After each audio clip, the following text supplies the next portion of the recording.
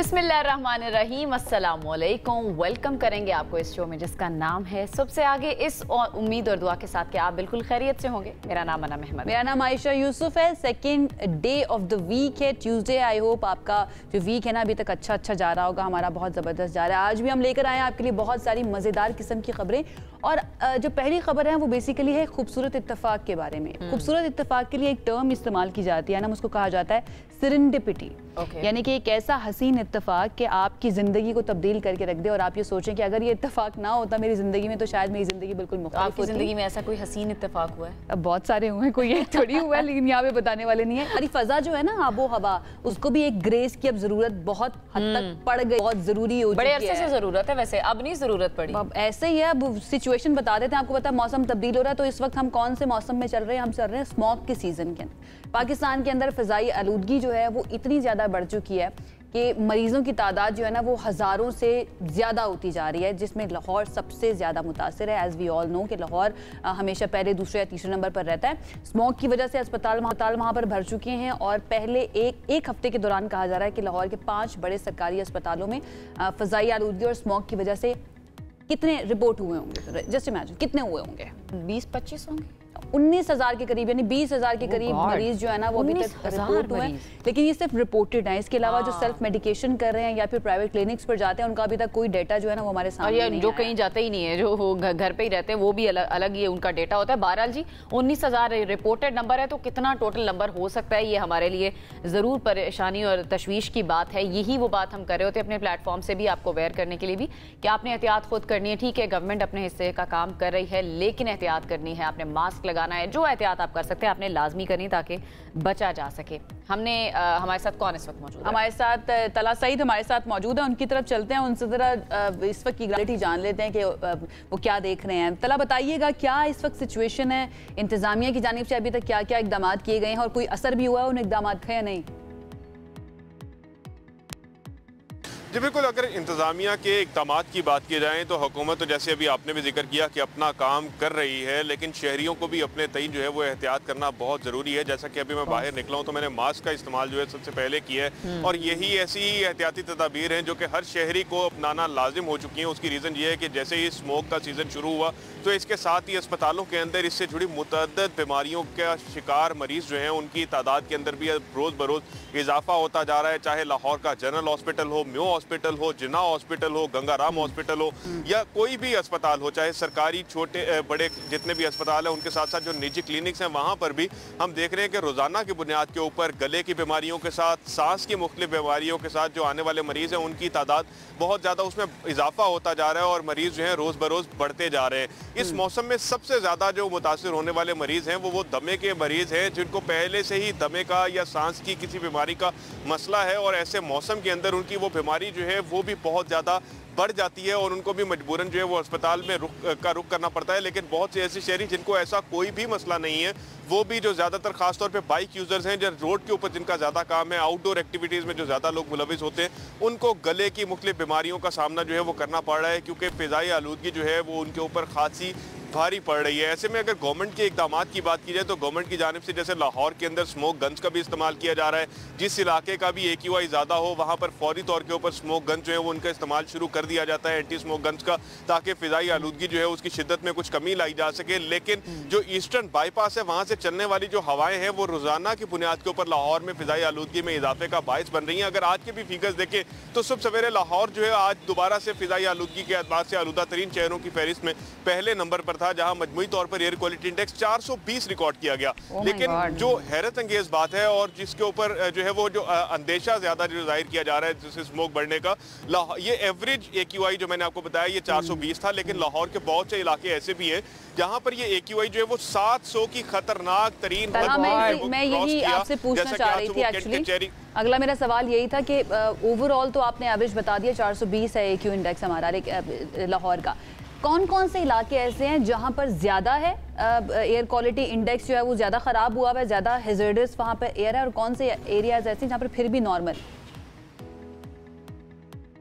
अच्छा, अगर तो हम नॉर्मल की बात करें तो इस टाइम पे शायद लाहौर का कोई भी ऐसा इलाका नहीं है जहां पर AQI नॉर्मल हो या फिर उसको आप ग्रीन जोन कह सकें कि ये इलाका जो है वो फिजाई आलूदगी से मुकम्मल तौर के ऊपर पाक है और यहाँ पे आप फ्रीली जो है वो बगैर मास्क के घूम सकते हैं। ऐसा शायद अब लाहौर में कोई भी इलाका नहीं बचा। अगर ज़्यादा आलूदा तरीन इलाके की बात करूँ तो आज जैसे लाहौर का सुबह सवेरे जो कैंट कचहरी का इलाका है, सदर गोल चक्कर का इलाका है, वहाँ पर AQI जो है वो 750 को छुआ।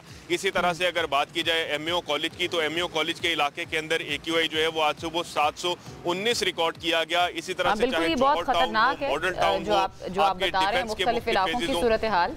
तलहा, मुझे ये बताएं कि स्कूल्स में और कॉलेजेस में क्या सूरत हाल है, क्या SOPs बताए गए हैं बच्चों के लिए, टीचर्स के लिए, कुछ गाइडलाइंस दी गई हैं गवर्नमेंट की तरफ से?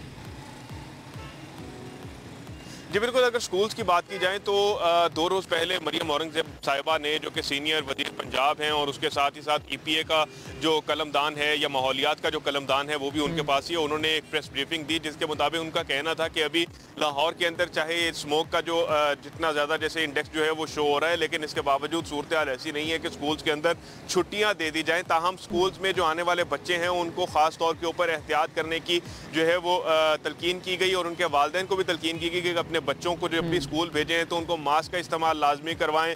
कोशिश करें कि ओपन व्हीकल जो है उसके ऊपर उनको ट्रैवल ना करवाएं, क्लोज व्हीकल्स के अंदर उनको ट्रैवल करवाएं। इसी तरह से स्कूल्स को भी मुख्तलिफ SOPs जो हैं वो जारी किए गए हैं। जैसा कि स्कूल्स को कहा गया है कि अपने जितने भी जो खिड़कियां हैं उनको किसी गीले पर्दे से कवर रखें तो वो ज़्यादा बेहतर है। अगर किसी दिन AQI ज़्यादा है तो बच्चों को जो है वो क्लासरूम्स के अंदर भी मास्क का इस्तेमाल जो है वो लाजमी करवाया जाए। वो इंश्योर किया जाए कि जब बच्चे स्कूल में आ रहे हैं या असेंबली में है, कॉलेज में है, तो उस टाइम पे भी आउटडोर एक्टिविटीज के दौरान उन्होंने मास्क का इस्तेमाल जो है वो जरूर कर रखा हो। दैट्स वेरी वेरी इंपॉर्टेंट कि जितने भी देखने वाले हैं, स्पेशली जिनका ताल्लुक लाहौर से है, अगर आपको आपके स्कूल्स के अंदर, आपके बच्चों के स्कूल्स के अंदर ये वाली गाइडलाइंस नहीं दी जा रही तो आप खुद से अपने बच्चों को भी कह सकते हैं और खुद से भी जाकर खुद आपने एहतियात करनी है भाई, किसी पे नहीं रहना। तला, बहुत शुक्रिया आपका, थैंक यू, आप हमारे साथ मौजूद थे। भाई लाहौर वाला दिल जो है ना बहुत ज्यादा, मैं खुद भी लाहौर से मेरा ताल्लुक है, मेरी फैमिली अभी भी लाहौर में रहती है, तो डेफिनेटली आपको ना एक पर्सनल ताल्लुक फील होता है। सबको बहुत ज्यादा ख्याल करने की जरूरत है। इसके इर्द-गिर्द के इलाके भी आयशा, फैसलाबाद का भी हम अक्सर बता रहे होते हैं और पंजाब के दीगर इलाके भी इससे मुतासर हो रहे हैं, तो लाहौर वाला वो रीजन पूरा जो है।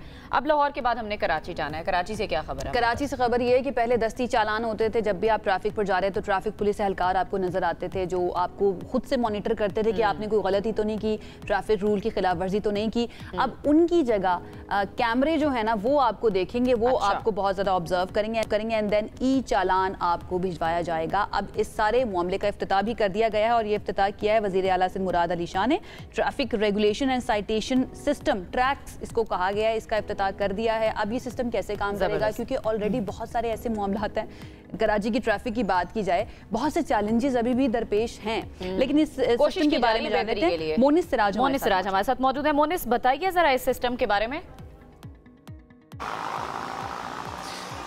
जी बहुत शुक्रिया। कराची जो ट्रैफिक पुलिस है वो जिद्दत की जानिब गामजन है और देर आयत दुरुस्त आयत अगर हम ये कहें तो ये गलत नहीं होगा। उसकी वजह यह है कि सेफ सिटी प्रोजेक्ट जो कि कई बरस से इल्तिवा का शिकार है कराची में, अभी तक उसका बाज़ाब्ता तौर पर इफ्तिताह जो है बाकायदा आगाज़ नहीं हुआ है, लेकिन चूँकि मरहलावार कैमरों की तनसीब होना शुरू हो गई है तो लिहाजा ट्रैफिक पुलिस ने ये फ़ैसला किया था कि फेसलेस ई चलान सिस्टम जो है उसको राइज किया जाएगा, क्योंकि अमूमन कराची में ये होता था कि जब एहलकार नाके लगाते थे, लोगों को रोकते थे, उनको ट्रैफिक वायलेशन पर चालान देते थे, तो इस दौरान जो है वो बहस व तकरार और बदमज़गी के वाक़यात, तल्ख़ कलामी के वाक़यात, झगड़ों के, बल्कि कभी कभी जो है वो हाथापाई के वाक़यात जो है वो भी देखने में आते थे। तो इस सब का तोड़ निकाला कराची ट्रैफिक पुलिस ने और टेक्नोलॉजी का इस्तेमाल करने का फ़ैसला किया और जो मरहलावार जदीद कैमरे लग रहे हैं शहर में सेफ सिटी प्रोजेक्ट के तहत, उन्हीं को इस्तेमाल करते हुए और जो माजी में कैमरे लगे हुए थे उनका इस्तेमाल करते हुए ट्रैफिक पुलिस ने ये फैसला किया कि अब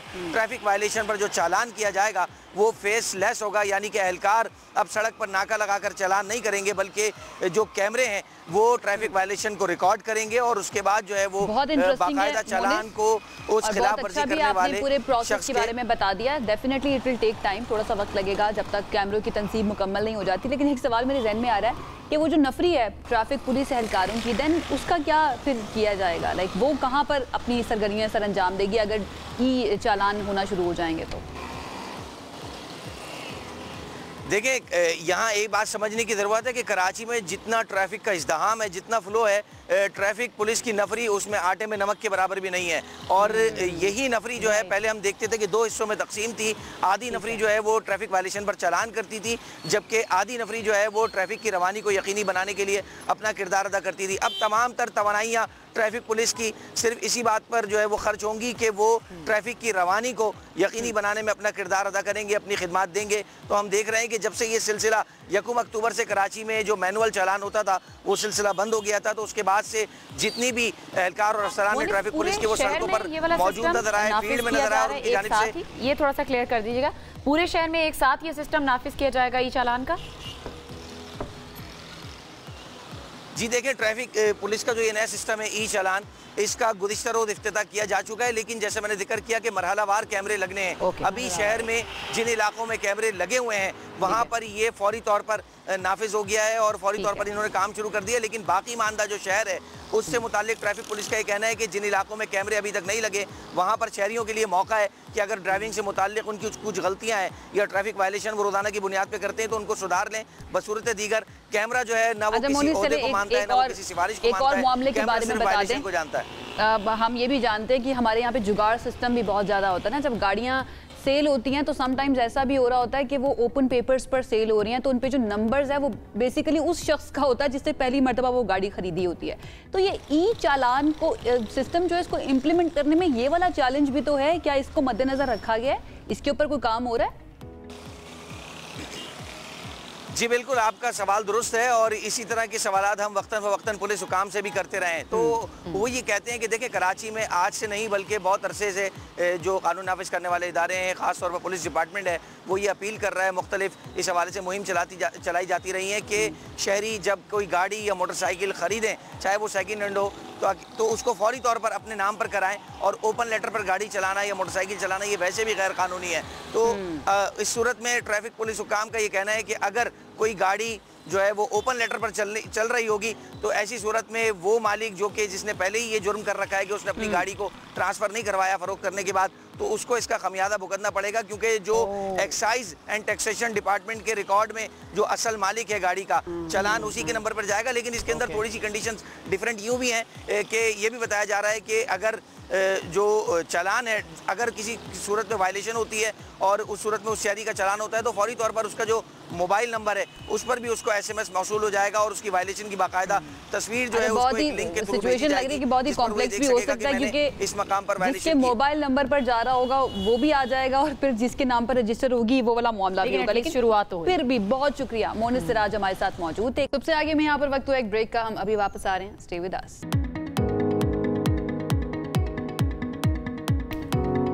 ब्रेक के बाद आपको कहेंगे खुश आमदीद। हमने पहले स्मॉग की बात की जिसने लाहौर और इसके इर्द गिर्द रहने वालों को काफ़ी परेशान किया हुआ है। सेहत के मसाइल भी आ रहे हैं, लोगों को सांस की बीमारियां हो रही हैं और वैसे भी नॉर्मली जब सर्दियां शुरू होती हैं तो ये बीमारियां एक बड़ा मसला जो है वो बनकर सामने आती हैं, जिनसे करोड़ों अफराद जो है वो मुतासर हो रहे हैं। इनमें से एक मसला जो है वो दमा या एस्थमा जिसको हम कहते हैं, COPD रुकावटी फेफड़ों की बीमारी जैसी ये तमाम मामलात हैं जो लोगों को मुतासर कर रहे होते हैं और हर साल इनसे आपको पता है अमवात भी हो रही होती है। इसको लोग लाइट नहीं लेना चाहिए कि कोई मसला नहीं है, सांस फूल गया वापस आ जाएगा। नहीं जी, दमा एक सीरियस मसला है और इससे करोड़ों लोग मुतासर होते हैं पूरी दुनिया के। पूरी दुनिया की बात की जाए तो अभी तक का जो स्टैट हमारे सामने है 35 करोड़ से ज्यादा अफराद इससे राइट नाउ मुतासर हैं, जबकि COPD जो है उससे तकरीबन 20 करोड़ अफराद मुतासर हुए हैं और ये आलमी सतह पर अमवात की तीसरी बड़ी वजह है। अब इन दोनों के दरमियान फ़र्क क्या है, हमें ख्याल कैसे रखते हैं, स्पेशली वो तमाम लोग जो कि एस्थमा के मरीज़ हैं या फिर जिनको सांस की बीमारियां हैं,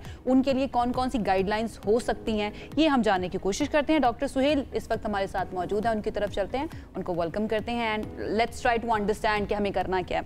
doctor Suhail, thank you so much हमें ज्वाइन करने के लिए। आई होप आप बिल्कुल ठीक ठाक होंगे। सबसे पहले तो ये COPD और एस्थमा, इन दोनों का कोई फ़र्क भी है, ये बता दीजिए and then what to do, करना क्या चाहिए स्पेशली जब मौसम तब्दील हो रहा हो तो। अस्सलाम वालेकुम, बहुत शुक्रिया मौका देने का। एस्थमा और COPD ये दोनों सांस की क्रॉनिक बीमारियां हैं। एस्थमा आमतौर पे एलर्जी की वजह से होता है और ये इनबॉर्न होता है, मतलब छोटी उम्र से होता है। इसका ताल्लुक माहौलियात से होता है लेकिन उतना नहीं होता जितना COPD का होता है। COPD stand for chronic obstructive pulmonary disease, अगर उर्दू में इसे समझना हो तो दायमी सांस का मसला हम लोग कहते हैं। ये आमतौर पे एयर पोल्यूशन की वजह से होता है। उसमें सबसे ज्यादा जो इसका फैक्टर है वो तो सिगरेट स्मोकिंग से ताल्लुक है। 100 अगर COPD के पेशेंट होंगे तो उसमें से 90-95 स्मोकर्स होते हैं, लेकिन जो नहीं होते उनमें से अक्सर की वजह इस बीमारी की होना एयर पोल्यूशन, इंडोर हो या आउटडोर हो, उससे होता है। इन दोनों में फ़र्क होता है। एस्मा की सिम्टम्स आती जाती रहती हैं पूरे साल में और इतना सीवियर आमतौर पे नहीं होता, लेकिन COPD जब एक मरतबा इंसान सांस की बीमारी में मुब्तला हो जाए तो वह एक लाइफ लॉन्ग प्रोसेस होकर रह जाता है। अच्छा, इन दोनों का ताल्लुक ट्रिगर्स से होता है। ट्रिगर्स उन चीज़ों को कहते हैं जो अगर पेशेंट उससे एक्सपोज हो तो उसको सिम्टम्स शुरू हो जाए, प्रॉब्लम शुरू हो जाए। और एस्मा की जो ट्रिगर्स हैं आमतौर पे उसमें हाउस डस्ट है, घरेलू जो मिट्टी वगैरह होती है, स्प्रे है, परफ्यूम्स हैं, धुआं है, पॉलन है, इस तरह की चीजें हैं। COPD का जैसे मैंने अर्ज किया सबसे ज्यादा वजह स्मोकिंग है और उसके अलावा एयर पोल्यूशन है। और जो लोग स्मोकिंग कर रहे होते हैं वो तो इफेक्ट हो ही रहे होते हैं डॉक्टर साहब, लेकिन जो पैसिव स्मोकर्स हैं वो कितने पेशेंट सामने आ रहे होते हैं? क्या वो भी इसी से मुतासिर हो रहे होते हैं या फिर जो ओवरऑल पोल्यूशन है उसके ज्यादा केसेस हैं? जी, पैसिव स्मोकिंग तो अब बिल्कुल रिकग्नाइज फैक्टर है। मुसल्लिमा हकीकत है कि जो शख्स सिगरेट नहीं पीता लेकिन उसके अतराफ में लोग सिगरेट पीते हैं, घर में मिसाल के तौर पे या ऑफिस में एक मुसलसल लंबे अरसे के लिए, उसको बदकिस्मती से वही तमाम बीमारियां पैदा हो सकती हैं जो सिगरेट पीने वालों को होती हैं। यहाँ तक कि लंग कैंसर भी उसको हो सकता है। और COPD उन लोगों में भी होता है या एस्मा या कम से कम प्रेसिपिटेट होता है जो पैसिव स्मोकर होते हैं, जिसको यानी हाउस होल्ड यानी जिस बेचारे की कोई गलती भी नहीं है वो भी भुगत सकता है इसकी सजा। ठीक है। अच्छा डॉक्टर साहब, अभी जो मौसम चल रहा है और हम हमेशा ये बात करते हैं अपने शो के अंदर कि अब तो सीजन बन चुका है स्मॉग का। एक तो पॉल्यूशन होती ही है फिजा के अंदर एंड देन जब स्मॉग आ जाता है तो और ज्यादा मसले खराब हो जाते हैं। क्या वो भी रीजन बनता है ये COPD और अस्थमा को ट्रिगर करने का? जी बिल्कुल, ये हमारी लाइफ लॉन्ग ऑब्जर्वेशन है कि सर्दियों का मौसम जब शुरू होता है तो इन्वायरमेंटल पोल्यूशन जैसा कि आपने कहा वो पूरा साल रहती है, उसमें इजाफा कुछ एयर क्वालिटी का हो जाता है।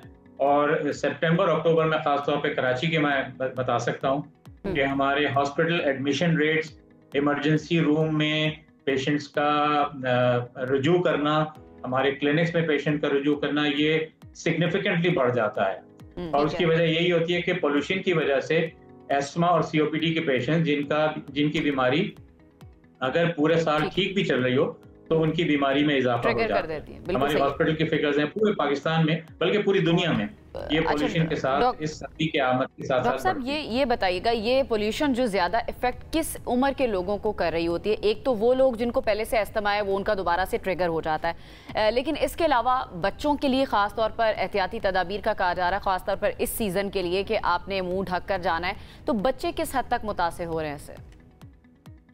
जी, इसको इस तरह देखें कि उम्र सबसे पहले लें।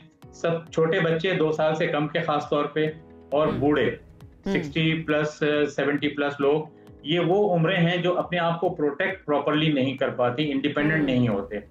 बच्चों में खास तौर पे सांस की नालियां बहुत छोटी होती हैं, नाजुक होती हैं, तो उनको असर भी जल्दी होता है। इसके अलावा ऐसी कौन सी बीमारियां हैं, इसको भी आप 2 तरह से समझें।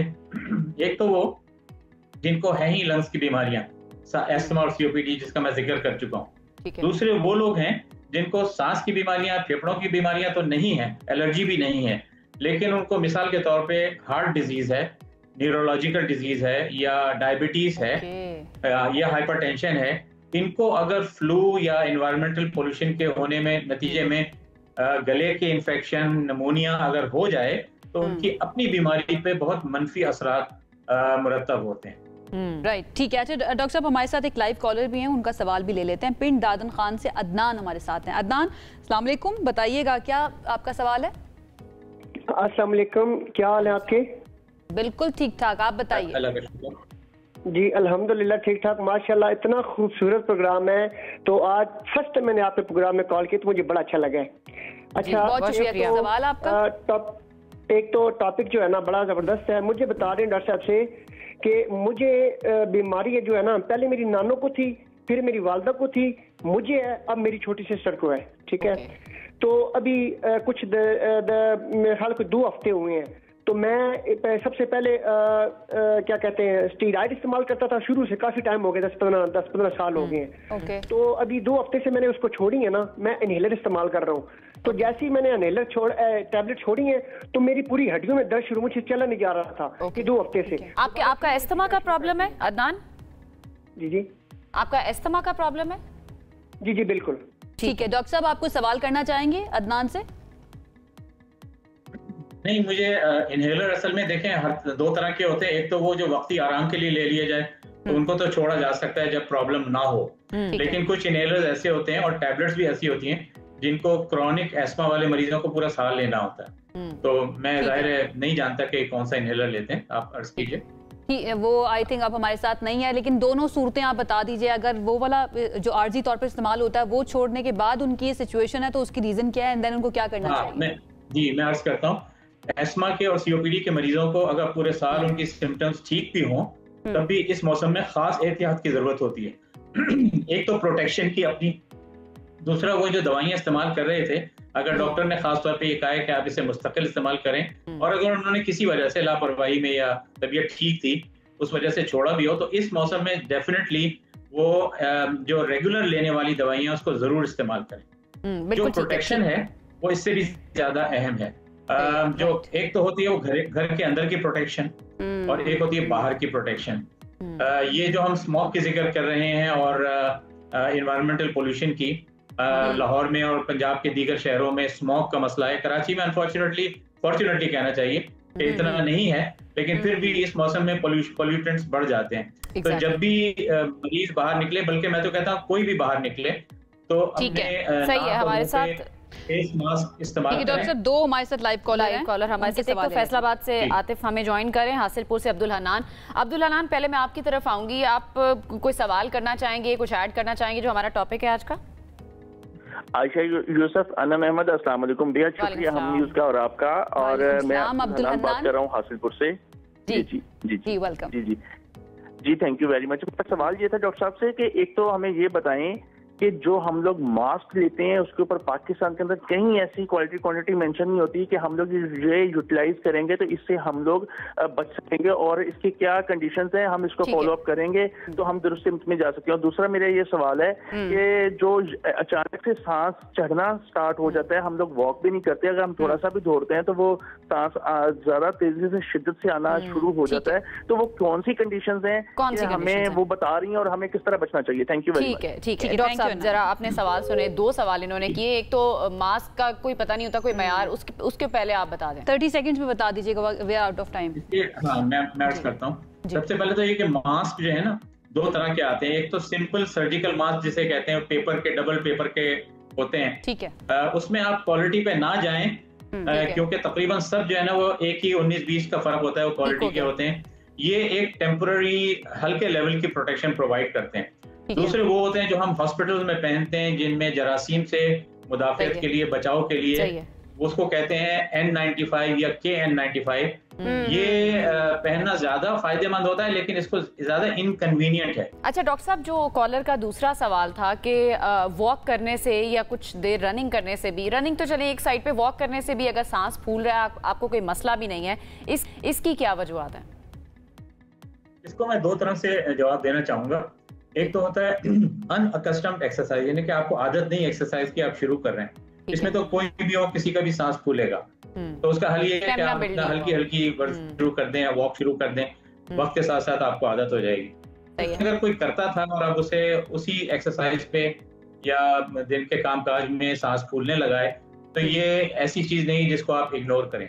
कोई भी हो, किसी भी उम्र में हो, जवान हो या बूढ़ा हो, औरत हो या मर्द हो। डॉक्टर साहब आपको रुकना पड़ेगा अनफॉर्चुनेटली, दोबारा से ये हम सवाल दोबारा से हम ये जरा करेंगे रिकॉर्ड। ठीक है, शुक्रिया एंजल्स। चलो अच्छा डॉक्टर साहब जी, ये जो कॉलर ने दूसरा सवाल किया था कि अगर वॉक कर रहे हैं, कोई मसला भी नहीं है, आपके साथ कोई हेल्थ का प्रॉब्लम भी नहीं है, लेकिन वॉक करने से, सिंपल वॉक करने से भी आपको सांस फूल रहा है या इस तरह का मसला हो रहा है, इसकी क्या वजूहत है? देखिए, अगर तो कोई एक्सरसाइज करता ही नहीं है और वो शुरू करे तो थोड़ा बहुत फूलेगा, ठीक तो है। खाली ये हल्की हल्की वॉक शुरू करता रहे और थोड़ा बढ़ाता रहे, वक्त के साथ साथ कस्टम हो जाएगा, आदत पड़ जाएगी। दूसरे वो लोग हैं जो इतना मतलब नॉर्मली कुछ ना कुछ एक्सरसाइज करते हैं, उनको अगर सांस है वो किसी भी उम्र के हों, जवान हो या बूढ़े हों, सांस को नजरअंदाज नहीं करना चाहिए। जब पहली मर्तबा वो नोट करें, खासतौर पे चलने फिरने से, ठीक है, उनको फौरन डॉक्टर से रुजू करना चाहिए। बहुत से हम देखते हैं मरीज ऐसे होते हैं जिसमें होता है, सीओपीडी की बीमारियां होती हैं या खून की कमी होती है, वो उनका सांस महीनों लगा देते हैं और फिर उनकी बीमारी बढ़ जाती है, बल्कि कभी कभार खतरनाक हद तक बढ़ जाती है, वो हॉस्पिटल में एडमिट या इमरजेंसी में आना पड़ता है। तो सीधा साधा ये है कि फौरन अपने डॉक्टर से रिव्यू करें, किसी भी फिजिशियन से, अच्छे फिजिशियन से या चेस्ट स्पेशलिस्ट से या हार्ट डिजीज के स्पेशलिस्ट से, और उसमें फिर ये होता है कि हम मुआयना करते हैं हिस्ट्री लेने के बाद, और अगर जरूरत होती है तो एक्सरे या सांस के टेस्ट या दिल के मसले को इतना बढ़ने ही नहीं देना चाहिए कि उसका मसला ज्यादा बढ़ जाए। ठीक है डॉक्टर साहब, इन द एंड ये बता दीजिए, मैं आपको ये कहता चलूं कि सीओपीडी, वर्ल्ड सीओपीडी डे नवंबर।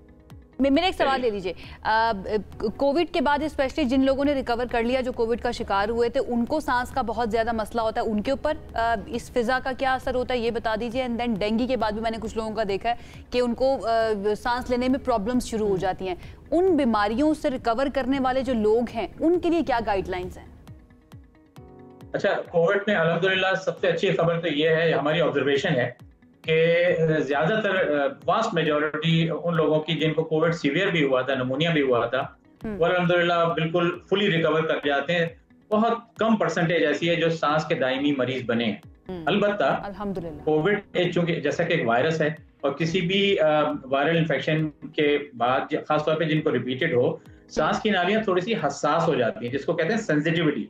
यानी पहले अगर उनको कुछ प्रॉब्लम नहीं भी थी तो अब उनको जरा सी एक्सपोजर से, एनवायरमेंटल पोल्यूशन से या हाउस डस्ट से या स्मोक से एक तरह से सांस की घुटन, सीने में दर्द, खांसी ऐसे होने लग जाती है जैसे कि एस्मा के मरीज को थी, चाहे वो पहले एस्मा के मरीज ना भी रहे हों। ठीक है। तो अगर किसी कोविड के पेशेंट को बाद में ये प्रॉब्लम्स रह रही हैं तो भी उसको अपने डॉक्टर को दिखाना चाहिए। हमारे पास लंग फंक्शन टेस्ट, जिसको पल्मोनरी फंक्शन टेस्ट कहते हैं, स्पायरोमीट्री, वो होती है, उसे आसानी से पता चल सकता है। चेस्ट एक्सरे हम कभी कभी करवाते हैं, एग्जामिनेशन से पता हो सकता है। ठीक है, तो ये मेरी हिदायत होंगी। बिल्कुल ठीक है। बहुत बहुत शुक्रिया। डॉक्टर सुहेल साहब हमारे साथ मौजूद थे और जितनी एहतियात वो बता रहे हैं उतनी जरूरी भी, क्योंकि हम खुद भी अपने प्लेटफॉर्म से कह रहे होते हैं कि ये मौसम ऐसा है, आपके पास एक पहला तरीका तो यही है कि आपने एहतियात करनी है, फिर आप जाएं। अगर ज्यादा मसला खराब है तो डॉक्टर को भी जाना जरूरी है। रिवायतन नहीं कह रहे कि बाहर जा रहे हैं तो एहतियात कर लें, और आपने भी रिवायतन सुन के जो है ना बस इक्तफा नहीं कर लेना, उसके ऊपर अमल भी करना है, बिकॉज ये आपके लिए, उससे हमारी जिंदगी में कोई असर नहीं पड़ेगा, आपकी सेहत पर बहुत असर पड़ेगा। एक ब्रेक की तरफ जाते हैं, वापस आएंगे, हमारे साथ रहिए। Welcome back. Let's take a flight to New York, जहां पर मेयर की इंतखाबी मुहिम अब अपने आखिरी मरहले में दाखिल हो चुकी है, और हमारा इंटरेस्ट इसलिए भी इतना ज्यादा है कि मुसलमान उम्मीदवार ज़ोहरान ममदानी जो है वो तकरीबन मेयर बनने के करीब पहुंच चुके हैं। आपको पता है कि ज़ोहरान ममदानी की मकबूलियत इस वक्त सबसे ज्यादा है, और मुमकिन तौर पर अमेरिका के सबसे ज्यादा आबादी वाले शहर के वो पहले मुसलमान मेयर बनने भी जा रहे हैं। इंटरेस्टिंग मुझे इसलिए भी लगता है कि 34 साल उनकी उम्र है ज़ोहरान की, उन्होंने जिस तरह से अपनी कैंपेन किया ना, एंड जो यंगस्टर्स हैं स्पेशली इतना वो रिलेट करते हैं ना अपने आप को ज़ोहरान से, कि मजा आ जाता है उनकी कैंपेन। लेकिन खटकते बहुत सारे लोगों की आंखों में, ट्रंप को बहुत ज्यादा खटकते हैं। ट्रंप एडमिनिस्ट्रेशन जो है उनको बहुत ज्यादा खटकते हैं, तो उनके खिलाफ भी भरपूर कैंपेन जो है वो चलाई जा रही है। लेकिन ग्राउंड रियलिटी क्या है, उनकी मकबूलियत इस वक्त वहां पर कितनी, इसी पर बात कर लेते हैं। हमारे साथ मौजूद है अमेरिका में हम न्यूज के ब्यूरो चीफ मोविस सिद्दीकी साहब हमें ज्वाइन कर रहे हैं। मोविस साहब, सबसे पहले तो बताएं कि ये जो इंतखाबी हुआ है वो क्या बता रहा है, किसकी मकबूलियत या किसका पलड़ा भारी लग रहा है? जी हाँ, आखिरी दिनों में अप एंड डाउन सारे चल रहे हैं, जितने फिगर्स अब तक आए हैं, लेकिन जो है इनका अब तक ये पोल्स के हिसाब से बहुत आगे हैं।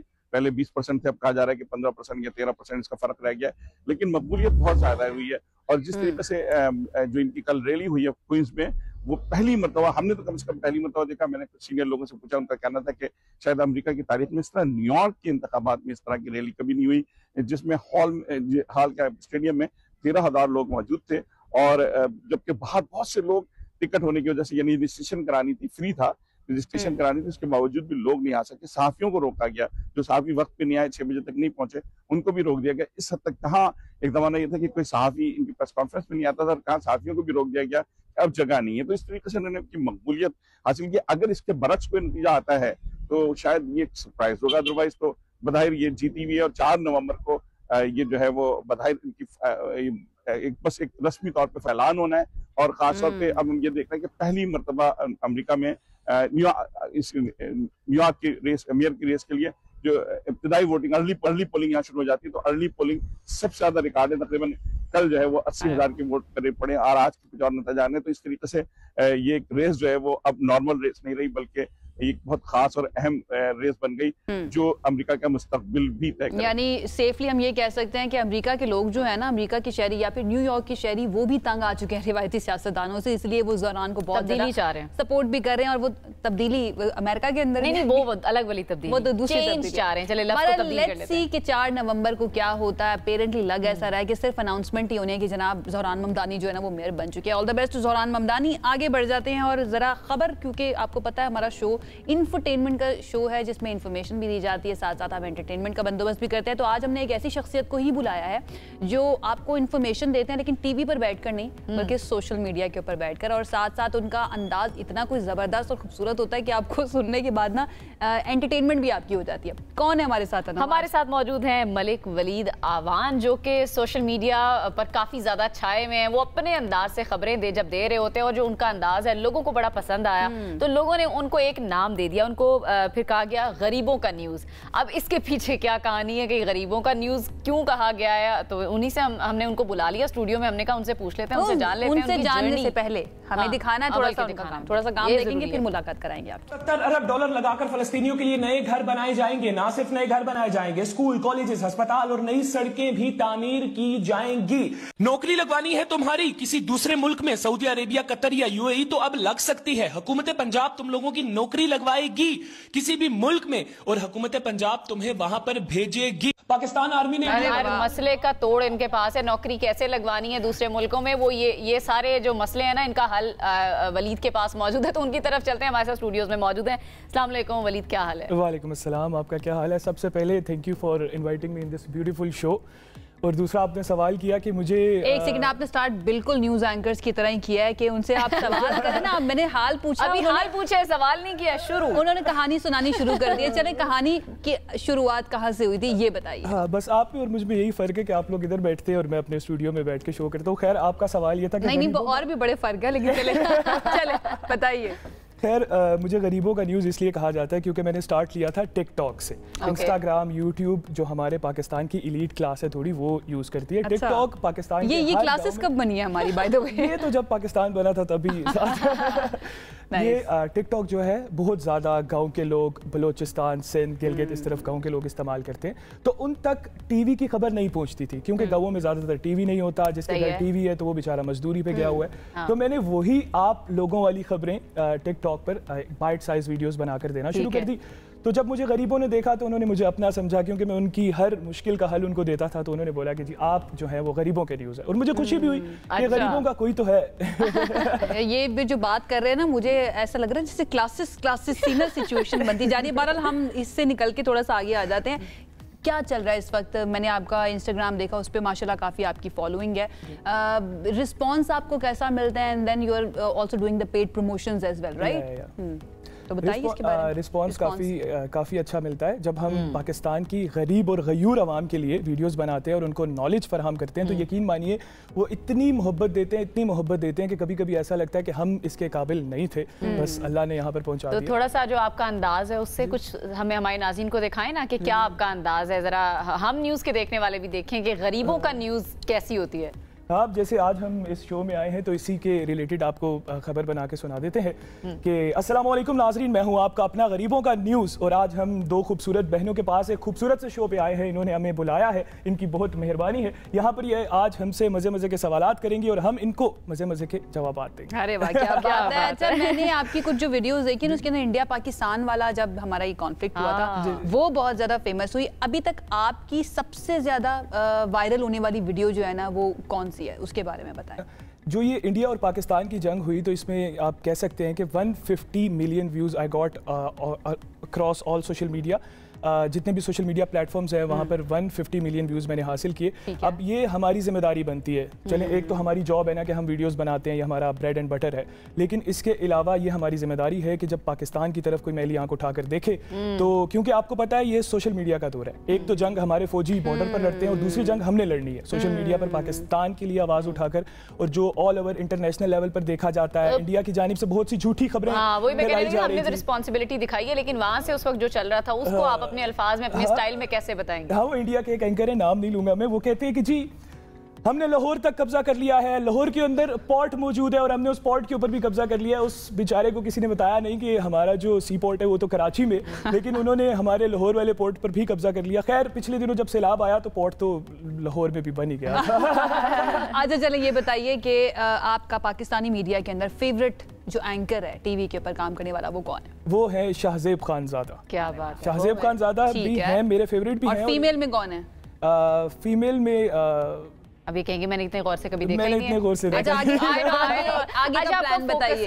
आगे का प्लान बताइए क्या है, क्या करना है? आगे का हमारा यही प्लान है कि जिस तरह आप लोग टीवी के जरिए से लोगों तक इन्फॉर्मेशन पहुंचाते हैं, इसी तरह हम लोग सोशल मीडिया के थ्रू लोगों तक इन्फॉर्मेशन। अच्छा मुझे ये बताएं कि फोकस आपका कौन से मसाइल पे ज्यादा होता है, या कोई भी करंट टॉपिक चल रहा है, कोई भी करंट मसला चल रहा है, आप उसको उठा के बना लेते हैं वीडियो, या आपका कोई खास डायरेक्शन होती है? नहीं, कोई खास डायरेक्शन नहीं है। अब जिस तरह फीफा वर्ल्ड कप आने वाला है तो हम फीफा वर्ल्ड कप को डिस्कस करेंगे, क्रिकेट वर्ल्ड कप होता है तो हम क्रिकेट को डिस्कस करते हैं, जंग होती है तो जंग को डिस्कस करते हैं, सैलाब था तो सैलाब को डिस्कस करते थे, जो भी ट्रेंडिंग इशू होता है हम कोशिश करते हैं। टीम रखी हुई है आपने? जी मेरी टीम है, मेरे साथ फोटोग्राफर्स हैं, मेरे साथ आए भी हुए हैं, एमएल भाई, मुमताज भाई, ये लोग हम सब मिलके काम करते हैं। जो आपको इस वक्त देख रहा है और वो भी चाहता है आपकी तरह इन्फ्लुएंसर बन जाए, उसके लिए क्या टिप्स हैं? उसके लिए यही टिप है कि मेहनत। हमारे पाकिस्तान में 1 साल मेहनत की जाती है और उसके बाद जी व्यूज नहीं आ रहे, पैसे नहीं बन रहे, तो काम को छोड़ दिया जाता है। अच्छे पैसे बनते हैं? पैसे तो बनते हैं, लेकिन मुझे अब 5 साल हो गए, यकीन मानिए पहले 4 साल मुझे घर में कहा जाता था कि हमने वहाँ पर बात कर ली है, 20,000 रुपये तनख्वाह है, वहाँ पर चले जाओ, कल से नौकरी शुरू कर दो। लेकिन अब अल्हम्दुलिल्लाह पूरे घर को हम ही चलाते हैं। वाह जबरदस्त, क्या बात है। ठीक है, बहुत शुक्रिया वलीद, बहुत अच्छा लगा आपसे मिलकर। Thank you so much for इसी तरह से आप काम करते रहें और जो देखने वाले हैं ना उन तक खबरें पहुंचाते रहें जो आपको अपना समझते हैं। बहरहाल अपना तो हमें भी लोग समझते हैं, इसीलिए हमारे शो को देखते भी हैं। Waleed thank you so much. ये थे मलिक वलीद जनाब, इनको कहा जाता है गरीबों का न्यूज़, क्योंकि ये कहते हैं कि मैं गरीबों तक खबरें पहुँचाता हूँ, उन लोगों तक जिनके पास गरीबों के मसाइल बताते हैं, गरीबों के मसाइल भी बता रहे होते हैं, साथ वो हम भी बता रहे होते हैं। एक ब्रेक की तरफ जाते हैं, ब्रेक से वापस आएंगे, हमारे साथ रहिए। ब्रेक के बाद आपको कहेंगे खुशामदीद। ऐसा कैसे हो सकता है कि क्रिकेट हो रही हो, मैचेस हो रहे हैं और हम उस पर बात ना करें? तो अभी हमारा जो सेगमेंट है वो क्रिकेट से रिलेटेड ही है। पाकिस्तान और जनूबी अफ्रीका के दरमियान T20 सीरीज का मैदान पिंडी स्टेडियम में सजने वाला है। पहला मैच आज खेला जाना है, जिसके लिए दोनों टीमें भरपूर तैयारियां कर ली हैं, प्रैक्टिस सेशंस हो गए हैं और दोनों टीमों के दरमियान टेस्ट सीरीज 1-1 से बराबर रही थी, जिसके बाद अब बारी है T20 की। अब देखना है कि उधर क्या हम करते हैं, देखना है और हम देखने के लिए तैयार भी हैं, लेकिन जो उसको माइक्रोस्कोपिक निगाह से देख रहे होते हैं कि कौन सी टेक्निकल गलती की गई है और कौन सी पॉलिटिक्स हो रही है, किसने कैसा, किसकी बॉडी लैंग्वेज कैसी थी, वो उनमें से एक शख्सियत हमारे साथ मौजूद है, सीनियर स्पोर्ट्स जर्नलिस्ट हैं, आप अक्सर उनको देखते हैं हमारे शोज के अंदर। माजिद भट्टी साहब ने हमें ज्वाइन किया है, उनकी तरफ चलते हैं। अस्सलाम वालेकुम भट्टी साहब, कैसे हैं आप? जी वालेकुम अस्सलाम, बहुत शुक्रिया आयशा और अमीना आपका। अल्हम्दुलिल्लाह सो फार सो गुड। बस जबरदस्त है। टीम के बारे में क्या ख्याल है? They are not so far so good, specially अगर हम T20 की बात करें तो what do you think about it? हमें पता है कि जब भी कोई मैच होने वाला होता है तो यही होता है कि भाई क्या हम एक्सपेक्ट करें, आप एक्सपर्ट हैं, आप ज्यादा बेहतर बता सकते हैं। देखिए पाकिस्तान क्रिकेट कभी खुशी कभी गम, ये सारा कुछ चलता रहता है, लेकिन अभी रिसेंटली एशिया कप में जो पाकिस्तान की टीम खेली, वैसे तो उसने सारी टीमों को हराया, बल्कि एशिया कप से पहले शारजा में एक ट्रायंगुलर टूर्नामेंट था, पाकिस्तान ने वो टूर्नामेंट भी जीता। लेकिन जब दुनिया की टॉप टीम भारत के खिलाफ हम सामने आए तो कुछ क्रंच मोमेंट्स थे जो हमने कैप्चर किए, लेकिन तीनों मैच भारतीय टीम जीत गई, इंक्लूडिंग फाइनल। हालांकि फाइनल में अच्छा ओपनिंग स्टार्ट, फिर दरमियान में जब पाकिस्तान की बॉलिंग आई, पाकिस्तान ने वहां भी मैच को कंट्रोल कर लिया, लेकिन वो जो क्रंच मोमेंट्स थे वो हम मिस कर गए और फाइनल न जीत सके। तो साउथ अफ्रीका दुनिया की बड़ी टीमों में से एक है, हालांकि उनके बहुत सारे प्लेयर्स इस टूर्नामेंट में नहीं आए। उनके कप्तान जो हैं फरेरा, वो भी निस्बतन नए प्लेयर हैं, लेकिन फिर भी साउथ अफ्रीकन टीम दुनिया की बड़ी टीमों में से एक है। और अब ये जो सारी तैयारी हो रही है आयशा और अनम, ये हो रही है T20 वर्ल्ड कप में।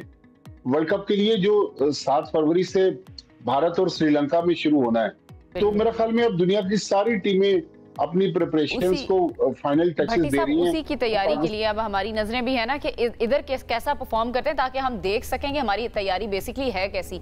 अब आज पिंडी स्टेडियम में मैच है, तो इस ग्राउंड और इस पिच को देखते हुए आपको क्या लग रहा है कि पहले अगर हम टॉस जीत जाते हैं, ये टॉस जीतने वाली टीम वो बैटिंग करेगी या बॉलिंग को पहले फेवर कर रही है पिच?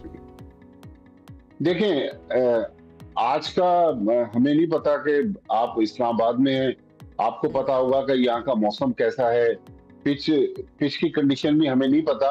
लेकिन नॉर्मली जो एक ट्रेडिशन रहा है पिंडी क्रिकेट स्टेडियम का, यहाँ पर हमने T20 में बैटिंग पिचेस देखी हैं जिन पर बड़े बड़े स्कोर होते रहे। लेकिन पाकिस्तान की इस टीम को और जो पिछली टीम अब से चंद हफ्ते पहले एशिया कप खेल रही थी, उसमें कुछ नए चेहरे अब शामिल हुए हैं।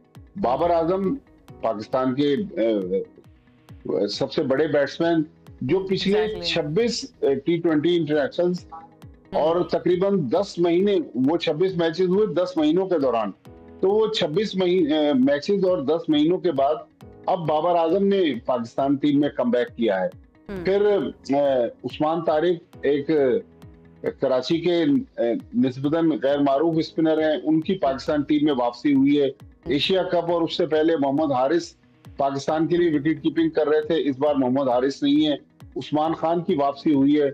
नसीम शाह पाकिस्तान टीम में वापस आए। मेरे ख्याल में जो असल फोकस होगा, जिसमें मेरी भी दिलचस्पी है, वो बाबर आजम की परफॉर्मेंस है।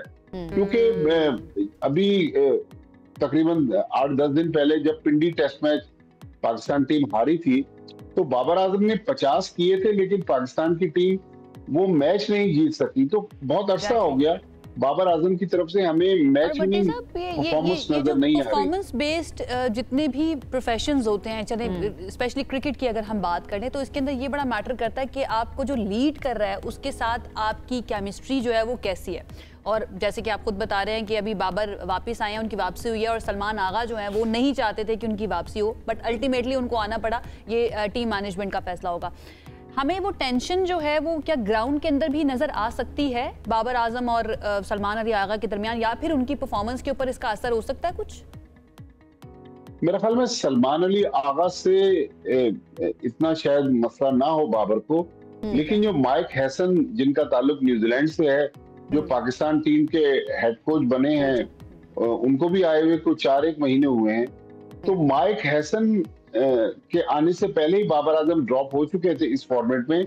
लेकिन माइक हैसन ने एक बात कही थी, बल्कि 2 बातें कही थी। उन्होंने कहा था कि बाबर आजम उसी सूरत में वापस आ सकते हैं अगर साहबजादा फरहान, साइम अयूब और फखर जमान में से कोई एक या अनफिट हो जाए या उसकी परफॉर्मेंस खराब हो, तो फखर जमान की जगह उनको कमबैक करवाया गया। फखर जमान को इस वक्त रेस्ट करवाया गया। फिर एक जो और बात कही थी माइक हैसन ने, उनका कहना था कि बाबर आजम को स्पिनर्स के खिलाफ अटैकिंग क्रिकेट खेलना पड़ेगी, वहां वो लैग कर रहे हैं। तो अब देखना है कि क्या वो जो खामी बता रहे थे हेड कोच, उस दौरान बाबर आजम, देखें बाबर आजम ने कमबैक जरूर किया, लेकिन बाबर आजम ने इस दौरान, हमने उनको T20 फॉर्मेट में किसी भी मुल्क में पाकिस्तान या पाकिस्तान से बाहर उनको खेलते हुए नहीं देखा।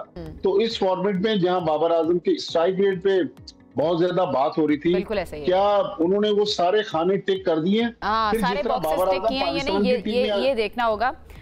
ये बताएगा अभी ओपनिंग पेयर फिर कौन होगा? बाबर आजम आपको लग रहा है कि ओपनिंग के लिए आएंगे साइम अयूब के साथ? फखर तो चुके हैं नहीं, और फखर को ये बताया जा रहा है कि ड्रॉप नहीं किया गया, उनको रेस्ट दिया गया है। वो एक दो मैचेस में होंगे, या आप इस पर बेहतर जानते हैं, क्लैरिफाई कर दीजिएगा। फखर जमान ड्रॉप हैं या उनको रेस्ट दिया गया?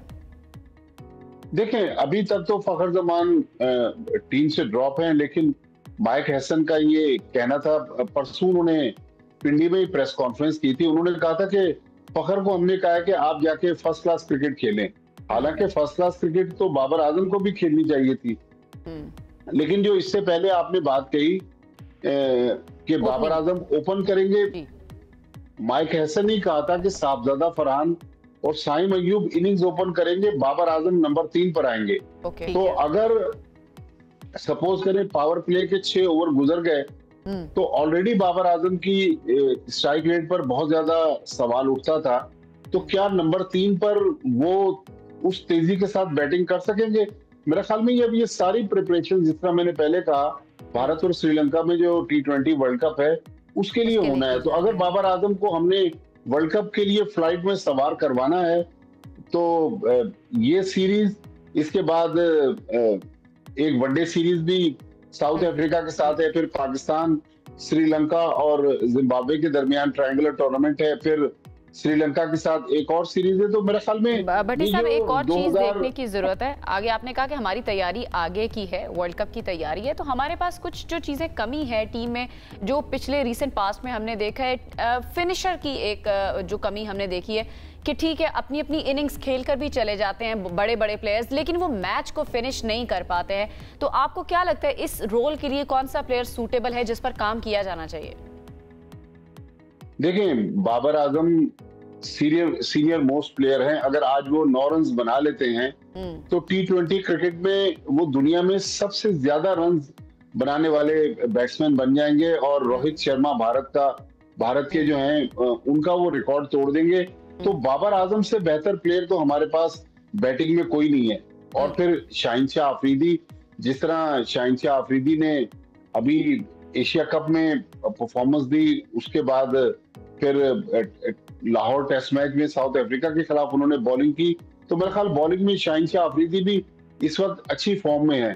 फिर हमने सुफियान मुकीम, जो काफी अरसे से, तकरीबन कुछ महीनों से रेगुलर हमारे T20 प्लेयर थे, सुफियान मुकीम को ड्रॉप करके उस्मान तारिक कोयटा ग्लैडिएटर्स की तरफ से पाकिस्तान सुपर लीग खेलते थे, उस्मान तारिक को हम लेकर आए, जिनका बॉलिंग एक्शन भी रिपोर्ट हो चुका है।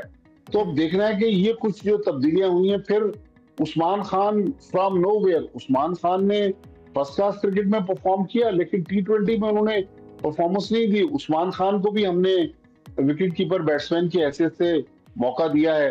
तो अब देखना है, नसीम शाह वापस आए हैं, तो बहुत सारी चीजें मेरे ख्याल में अब ये जो दिसंबर का महीना है ना, ये जो लाइन बोली है ना कि फ्रॉम नोवेयर उस्मान खान आ गए हैं, तो हम सब जो है ना, ऐसा लगता है कि पीसीबी हमारे लिए पहेलियां छोड़ जाता है जब भी सिलेक्शन की जाती है कि भाई कौन किस वजह से आया है, किसने कौन सी बैठ के तबसरे करें। हम बैठ के जो है ना वो हमारे लिए तबसरे करने के लिए छोड़ देते हैं, हम अंडरस्टैंड करने की कोशिश करते रहते हैं। लेकिन बहुत शुक्रिया आपका माजिद भट्टी साहब हमारे साथ मौजूद है। इंपॉर्टेंट यहाँ पर ये होगा कि जिन लोगों की वापसी है, जिन खिलाड़ियों की वापसी हुई है टीम के अंदर, उनको कॉन्फिडेंस दिया गया है मैनेजमेंट की जानिब से और जो टीम लीडर है उनकी जानिब से या नहीं, क्योंकि कॉन्फिडेंस देना ये टीम मैनेजमेंट का ही काम होता है, और वो कॉन्फिडेंस हमें मैनिफेस्ट होता हुआ ग्राउंड के ऊपर नजर आता है या नहीं। अब हमें एक ब्रेक की तरफ जाना है, ब्रेक की तरफ चले जाते हैं। ब्रेक से वापस आएंगे, कुछ मजीद सेगमेंट्स पर हमने बात करनी है, आप हमारे साथ रहिए।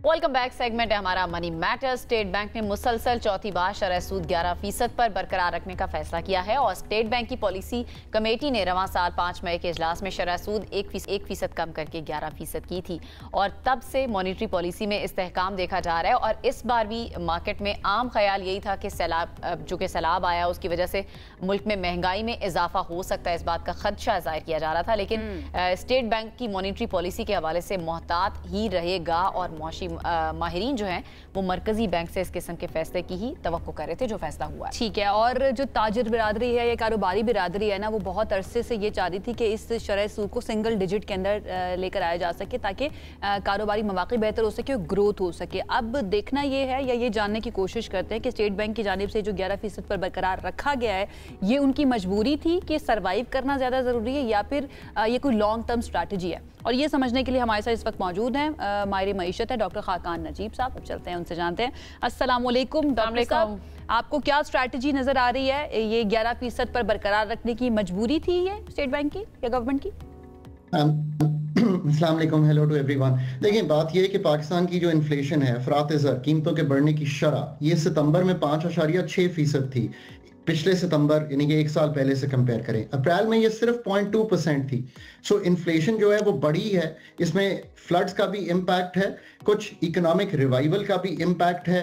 इन चीज़ों को देखते हुए स्टेबिलिटी पैरामाउंट है आईएमएफ एंगेजमेंट में। ये मैं बार बार कहता हूँ, ग्रोथ वो तब अलाउ कर सकते हैं, यानी कि easing of the monetary policy, यानी कि अपने रेट को इस हद तक सिंगल डिजिट में कम करना कि डिमांड बढ़े, इन्वेस्टमेंट बढ़े, जब वो देखें कि ग्रोथ फ्रेमवर्क इस मुल्क का ठीक हो गया है। हमने पहले 3 माह में, और ये डेटा उन्होंने देखा होगा, तो ये देखा कि ट्रेड डेफिसिट 35% पिछले साल से इस क्वार्टर में बढ़ गया है। इसका मतलब है कि एक्सटर्नल जो अकाउंट है वो प्रेशर में है। ये एक्सटर्नल अकाउंट, करंट अकाउंट बढ़ सकता है। सो ये दूसरी वजह उनके सामने आई होगी। तीसरी वजह जो आई थिंक मोस्ट इंपॉर्टेंट है और ये सबके ज़हन में है कि इन्फ्लेशनरी एक्सपेक्टेशंस जो हैं उनको 5 से 7% में रखने के लिए अभी भी इकोनॉमिक स्टेबिलिटी को तरजीह दी जाए और मुल्क को ग्रोथ की तरफ ना ले जाया जाए।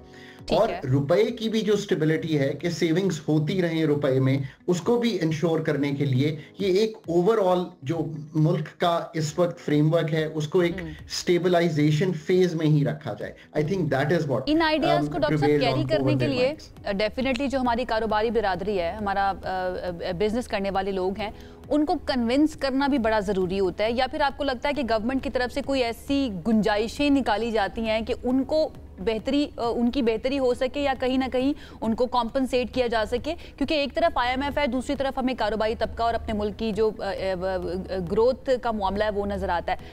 Where do you think government जो है इसको बैलेंस कर पाती है? So that's the most important aspect of moving forward for Pakistan. अच्छी टेल विंड्स हैं, एक स्टेबिलिटी सी है मुल्क में। इवन फ्लड्स का इम्पैक्ट जो है अगर 800 अरब ही मान लिया जाए रुपयों में तो मिनिमल हुआ है।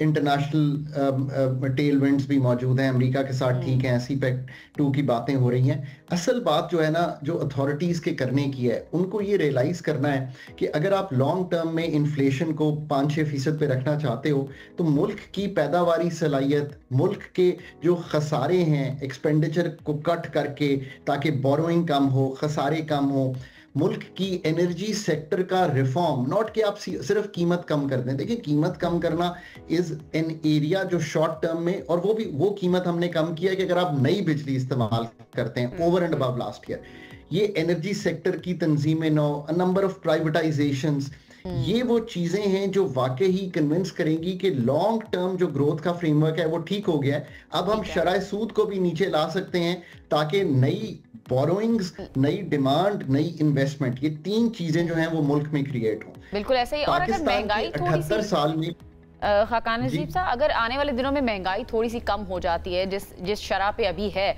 तो फिर हम क्या एक्सपेक्ट कर सकते हैं कि शरह सूद में फिर उसके बाद कमी मुतवक्के हो सकती है? आई थिंक अभी तो एक स्पाइक महंगाई की है, ये 5.6% सितंबर में हुई थी, 6-6.25 तक जाएगी, बढ़ जाएगी, because you know border situation भी अगर आप देखें तो बॉर्डर्स टाइटन्ड हैं अफगानिस्तान की वजह से। तो you know you can see a couple of things, like टमाटर की कीमत आपको बढ़ती हुई दिखाई दी है। मैं एक मिसाल दे रहा हूँ आपको। इसी तरह अगर ये जो चाइना के साथ सेटल कर जाता है तो ऑयल थोड़ा सा बढ़ता हुआ दिखाई दे रहा है। सो महंगाई थोड़ी सी तो बढ़ेगी। सो शरह सूद आने वाले 1-2 माह में तो ऐसी नीचे जाती नहीं दिखाई दे रही। अब ये सब डिपेंड करेगा कि हुकूमत कितनी अथॉरिटीज कन्विंस होती हैं कि ये सारे काम जो हमने आपके सामने रखे हैं ये किए जा सकें। मैं फिर कहता हूं, ऐसा एटमॉस्फेयर 78 साल में पाकिस्तान में बिल्ड नहीं हुआ। बहुत बड़ी टेल विंड्स हैं। ये वक्त और स्पेस है कि हम अपनी जो जैसे कहेंगे ना फंडामेंटल्स हैं उनको दुरुस्त कर लें।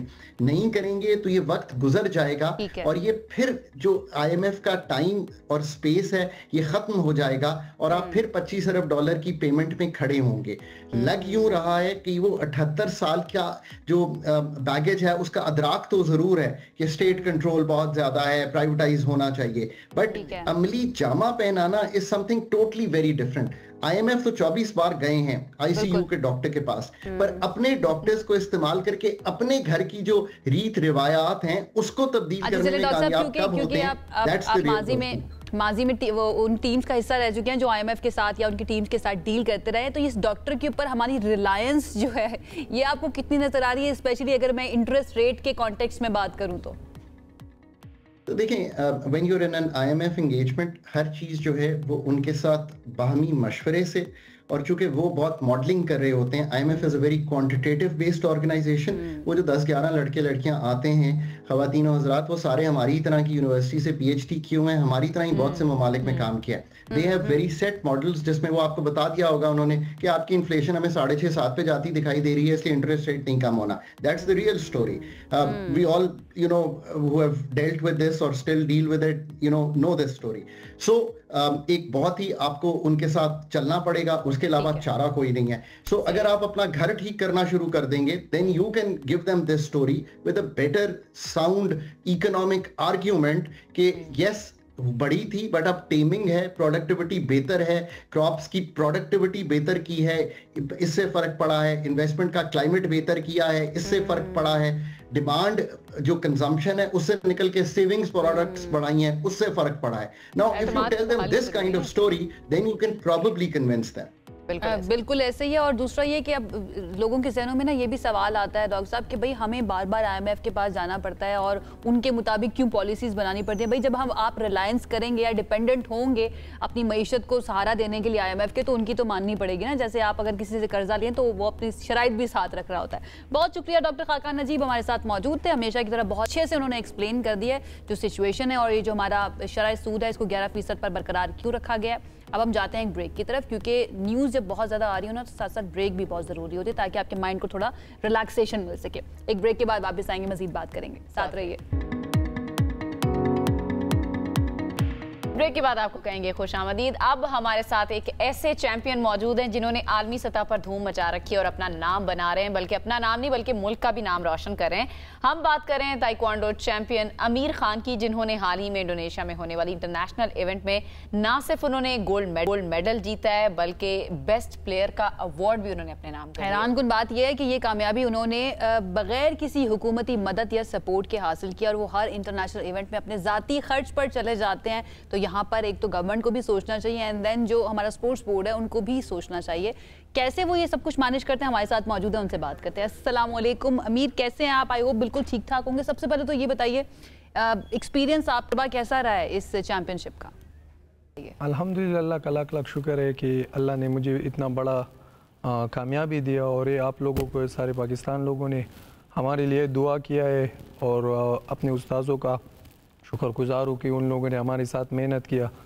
और ये आपके सामने है कि इंडोनेशिया में जो इंटरनेशनल इवेंट हुआ था इसमें गोल्ड भी लिया है, 4 फाइट भी विन किया है और बेस्ट प्लेयर अवार्ड भी मुझे हासिल किए। क्या बात। जो ये सारे पाकिस्तान का है और मैं तमाम लोगों का शुक्रगुजार हूँ जिन जिन लोगों ने हमारे लिए दुआ की है और इंशाल्लाह आगे भी जाऊंगा। पूरी कौम की अमीर दुआएं आपके साथ हैं और आप जैसे बहुत सारे प्लेयर्स जो पाकिस्तान का नाम रोशन करें। अच्छा, इस इवेंट के बारे में थोड़ा सा बताएं, ये मुकाबला कैसा था और कितने ममालिक इसमें शरीक थे? ये बेस्ट प्लेयर अवार्ड मुझे मिला है पूरे इवेंट का। अपने इवेंट में जो हमारे जितना सीनियर प्लेयर में था, एक लड़की को मिला था इंडोनेशिया का था, एक मुझे पाकिस्तान से में था, मुझे मिल गया। और गोल्ड तकरीबन इधर 21 ममालिक था और 5000 एथलीट था। मैंने 4 फाइट किया था। पहला फाइट मेरा इंडोनेशिया के साथ, दूसरा फिलिपाइन, तीसरा जापान, फाइनल फिर इंडोनेशिया के साथ है। वो तकरीबन 30 सेकंड में मैंने बैक किक लगाया, वो नॉकआउट हुआ था और अल्लाह ने ये गोल्ड दिए।